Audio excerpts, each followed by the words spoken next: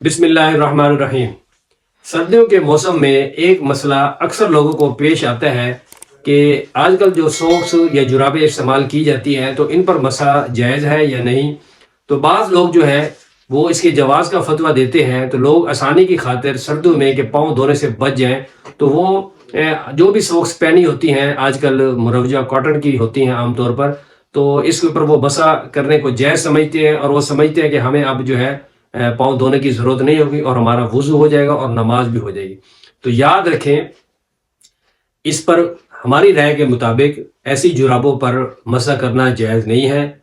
ایسے لوگوں کا نہ وضو ہوگا اور نہ نماز ہوگی۔ تو یہ جو سمجھا جاتا ہے کہ یہ جو خفین کے لفظ آتے ہیں حدیث پاک میں یا منعلین کے ہیں تو یا جوربین کے لفظ ہے، تو ان کو تھوڑا سا سمجھنے کی ضرورت ہے۔ پہلا اصول یہ یاد رکھیں کہ ائمہ اربعہ، امام اعظم ابو حنیفہ، امام مالک رحمۃ اللہ علیہ، امام شافعی اور امام احمد بن حنبل، چاروں کا اس بات پر اتفاق ہے کہ صرف جو ہے خفین جو ہوتے ہیں چمڑے کے موزے، ان پر تو مسح جائز ہے۔ اس کے علاوہ کسی قسم کی جو جرابیں وغیرہ ہیں اس پر مسح جائز نہیں ہے۔ تو یہ اصول ہمارے سامنے ہے، اجماع امت سامنے ہے کہ کسی بھی مسئلے پر اگر چاروں بڑی شخصیات، چاروں ائمہ کا اتفاق ہو جائے تو اب اس مسئلے کے خلاف جانا یہ اجماع امت کے خلاف ہے، لہٰذا ایسے لوگوں کو بالکل جو ہے اس طرف نہیں جانا چاہیے اور جواز کا فتویٰ نہیں دینا چاہیے۔ اب یہ دیکھیے قرآن پاک کے اندر جو وضو کے 4 فرض بیان کیے گئے ہیں، وہاں فغسلوا کا لفظ آیا، فغسلوا وجوہکم وایدیکم الی المرافق الی آخر۔ تو 4 فرض جو ہے، چہرے کو دھونا، کونیوں تک ہاتھوں کو دھونا، اور پھر جو ہے وہ مسح کرنا اور پاؤں کو دھونا، یعنی پاؤں کو دھونے کے ساتھ جو ہے وہ اس کا حکم لگا ہے۔ تو اس اعتبار سے یہ قرآن کا اصل ہے اور اصل حکم ہے۔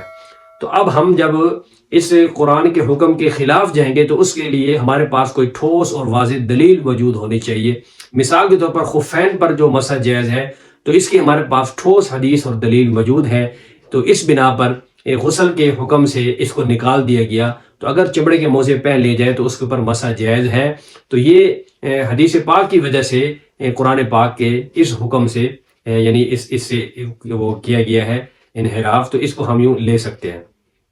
تو بہرکیف خفین پر جو مسح جائز ہے یہ بھی حدیث کی روح سے ثابت ہے۔ اب یہ جو جوربین ہے، تو بعض لوگ سمجھتے ہیں کہ جوربین جو کا لفظ آیا ہے تو اس سے چونکہ جرابیں مراد ہیں تو جرابوں پر مسح صحابہ کر لیا کرتے تھے، تو آج ہم بھی کر سکتے ہیں۔ تو یاد رکھیں، صحابہ کے زمانے میں جو جوربین ہوتی تھی یا جرابیں ہوتی تھی، تو آج کی جرابیں اس پر قیاس کرنا یہ ٹھیک نہیں ہے، درست نہیں ہے، اس لیے کہ وہ ایسی جرابیں تھی کہ جس کے اندر ساری شرائط پائی جاتی تھیں، اور وہ صحابہ پہن کے بغیر جوتوں کے کئی کلومیٹر یا میل تک لمبا سفر بھی کر سکتے تھے، اور اس کے اندر پانی بھی نہیں جاتا تھا، اور وہ اس کو رکھے تو وہ کھڑی بھی ہو جاتی تھی۔ اور بھی کئی شرائط ہیں جو فقہ کی بڑی کتابوں کے اندر یہ تمام شرائط موجود ہیں۔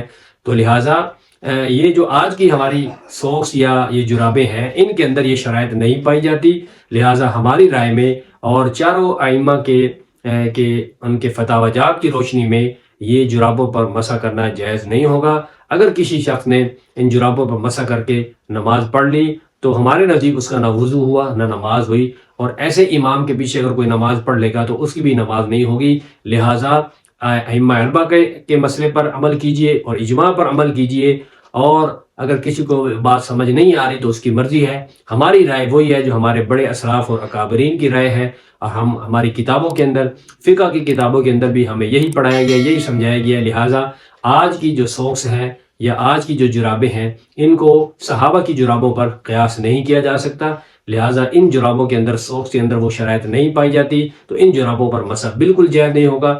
ہاں، خفین کا جو لفظ ہے تو اس سے مراد چمڑے کے موزے ہیں، تو چمڑے کے موزے ہوں۔ آج کل تو بڑی جدید قسم کی یعنی جو ہے چمڑے کی یا ایسی جرابیں سوکس آ چکی ہیں کہ جو بالکل چمڑے کی ہیں اور پاؤں کے اندر سوکس کی طرح پہنی جا سکتی ہیں، چونکہ ان کے اندر بھی شرائط پوری ہیں تو اس سے بھی مسح ہو سکتا ہے۔ لیکن عام جو سوکس ہیں جو شوز بوٹ میں استعمال ہوتی ہیں، تو ان کے اندر جو ہے بالکل مسح کرنا جائز نہیں ہوگا۔ امید ہے کہ آپ میری بات کو سمجھ گئے ہوں گے۔ اللہ تعالی ہم سب کو صحیح معنی میں صراط مستقیم کی ہدایت نصیب فرمائے، آمین۔